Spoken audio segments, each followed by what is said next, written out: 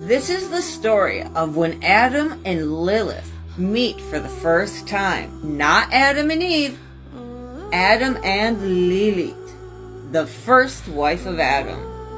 Lilith's life begins in the Garden of Eden, contemporarily and at the same time that Adam was being created. So was Lilith. Are you ready to accept the fact that there was not just one man and one woman? We came into being at the same time. We were both made from the same fire and air.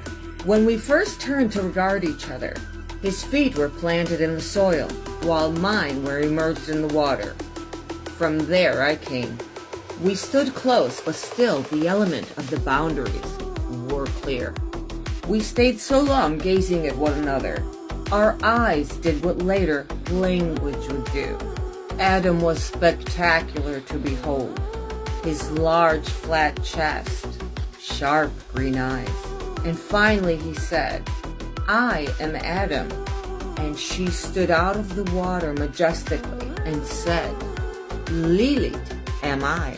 Lilith goes forward towards Adam, stepping out of the water. But he takes 2 steps back, almost scared. She was not like the other creatures. Something about her was different, but in a pleasant way.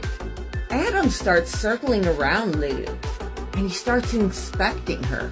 She was so much different than he was. Lilith pounced towards Adam, putting her hands around his shoulders and leading him towards the water. She was inviting him to come in her element. For Lilith was born from the water, and Adam was from the world, up with the soil. As soon as Adam's feet touched the water, he almost slipped.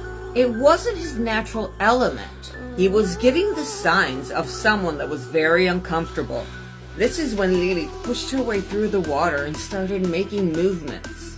Adam noticed her body gliding in an odd way. He was almost intimidated. Lilith starts showing off, swimming in the water, and this is when Adam starts to freak out, and he starts calling her back. "Lilith, come back here at once." And although she wasn't finished swimming, she did return and joined Adam on the land. And now Adam is taking her around. They are exploring. He gives her some of the sweet fruits from the garden. He told her how they would sleep comfortably on the green meadows. And then he took her to see where the 4 rivers would ever end. The day turned into night, and still the end of the rivers they did not find. And when the dark night came upon them, Lilith finally felt in her element. Lilith wanted to play, she wanted to explore, and this is when Adam grabbed her hand and he said, "No, we need to wait for the light. We are not allowed to wander around in the dark." And Lilith, for the love of her, could not understand why. Why was his freedom cut off? Why was he so disciplined? And to who? Who told him that he couldn't wander around? She was full of questions, without any answers. Earthman Adam didn't have any. He only said, "God said so." Lilith turned to him and she's like, "Which God?" And by that statement, Adam was appalled. He had only met one of the Anunnaki gods as his god, as his creator. And this was Ea. This is when the Sumerian scriptures coincide with Jewish mysticism, as Ea and Asherah were the Anunnaki prince and princess, half-sister, half-brother, were actually destined to marry. But that's another story for another day. Adam's voice was so harsh that she says he made the night darken, and he had such an authority that she thought maybe he sees things that I don't see. Maybe there's a danger that I'm not aware of. And when the stars and moon come out, Lilith was mesmerized. This was her natural element. This is what she liked, much more than the sunlight and day. So while Adam was afraid of darkness, Lilith embodied it. Adam put his arms around Lilith and holds her while they're watching the starry night, and he moves the hair around her face. She describes this as being such a pleasant first encounter. Now Adam starts telling Lilith the story of creation, and he said the Creator on the fourth day created the two orbs. The sun is male and shines like me. And the other orb is called the moon. She is female and changes her mind all the time. Adam and Lilith are now holding each other tight during the first night together.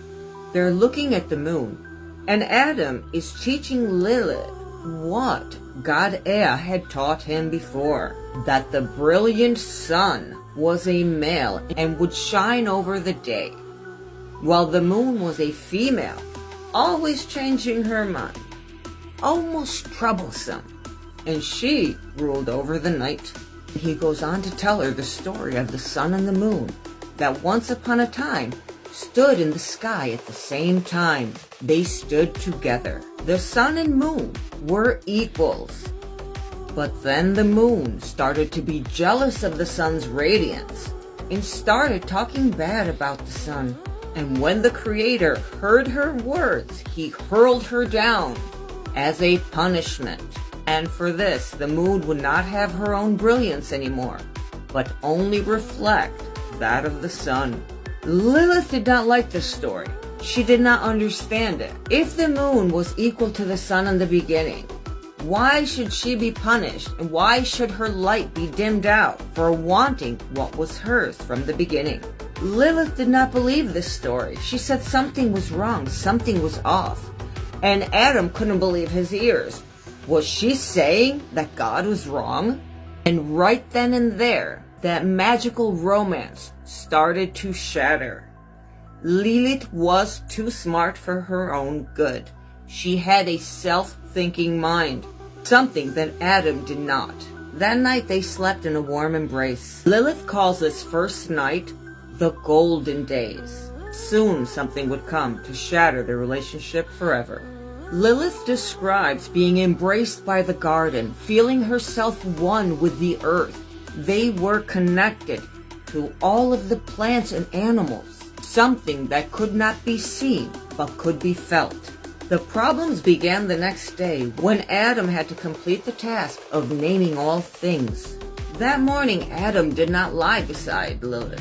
He told her that the Creator had given him the task to bring order upon the entire garden. He was very proud that he was the one with the task of giving everything a name. And Lilith looked at him and said, "That's ridiculous, because naming things would bring division. We are no longer one, but you are creating a divide." And she tried to explain them that they were using words to describe words, a concept that the Adam was just not able to comprehend. As she possessed the genes of the goddess, Adam was made in God's image. Lilith was special. She was better. Not even his equal, but a superior being. It was in this moment that Lilith understood that they came from two separate creators. They were not made the same. And although she considered themselves equals, Adam had another concept, that he was the boss. Before, I hadn't been sure, but I now knew that Adam and I came from two separate forces working together. The great Anunnaki siblings, Prince and Princess of Nibiru. Lilith now tells Adam and tries to explain to him that they were two different beings with divergent forms and different purposes. And she tells him that the Creatrix had never mentioned to her about naming things. She found the idea absurd and technically just silly. And now Adam is looking at her and proposing a challenge, and he says, "You are a woman." And Lilith for a second felt intrigued by the challenge. She felt excited, and she was like, okay. So she steps back and says, "I am Lilith. Do you know me?" His green eyes lit up and said, "I called you woman." Lilith, almost in a mocking way, said to Adam, "You are just making sounds with the air coming out of your mouth. They do not mean anything." Again, a concept that was too large for Adam to understand. From a seductive tone, he went to being very, very serious, almost bothered. Adam had the idea that Lilith was defiant, and he was not happy. He then dismisses her and tells her, "I have a job to do. There is a system to create," and leaves her behind. Lilith starts to look around her and notices the trees and feels the energies. A system was at work already, and it was all around them, as inside of them. He just could not feel the connection. She yells out to him that he's trying to grasp things that cannot be held. And from a distance, he looks at her enraged and says, "You are woman. You do not understand." Lilith now just said he's going to realize how foolish she is and come back and in some way apologize to her. He could not possibly believe that what he was doing had a sense. That's when she realized he was so inferior because he just didn't understand a simple concept that she was trying to explain in such a simple way. So as Adam walked away and continued to do his job, she decides to bathe in one of the pools of water, contemplating on what the creatrix hadn't planned for her. "What did she intend for me?" said Lilith. She embraced the waters, moved through the waters, and felt that the waters were moving through her. She then went on the shore to lie on the sand, waiting for the wind to dry her off. She thought of how her and Adam could be like the sun and the wind wrapping themselves around each other. Do not be fooled. Lilith liked the challenge that Adam was presenting her. In the deepest heart of the day, Adam returned. She felt a shadow lurking over her. She knew that the shadow was him, and just thought that he had finished naming things, and now was ready to lie beside her and hug her some more. This is when Adam looks at her, but in a stern way, and he said, "You lie down, and I will lie on top of you." This is when Lilith doesn't understand. She's like, "I already am lying down. Why are you making such a big deal about this?" He was rubbing her off the wrong way. This is when Lilith realized that this would have been a perfect moment to stir up a challenge again. She wanted to feel that excitement that she had felt previously in the morning when they had challenged each other already. So she replies, "No, you lie down, and I will lie on top of you." She then looks up at him, and Adam is furious. "No, you will lie, and I will lie on top of you," he commands with authority. This is the way the system works. At this point, she's like, "Okay, gloves off." "Well, dear Adam, from what I can see, your system and how it works is ridiculous and makes no sense. Why did everything in the garden need a name? Why was there a rule that someone was to stay on the bottom or on the top? Why was it supposed to be a thing?"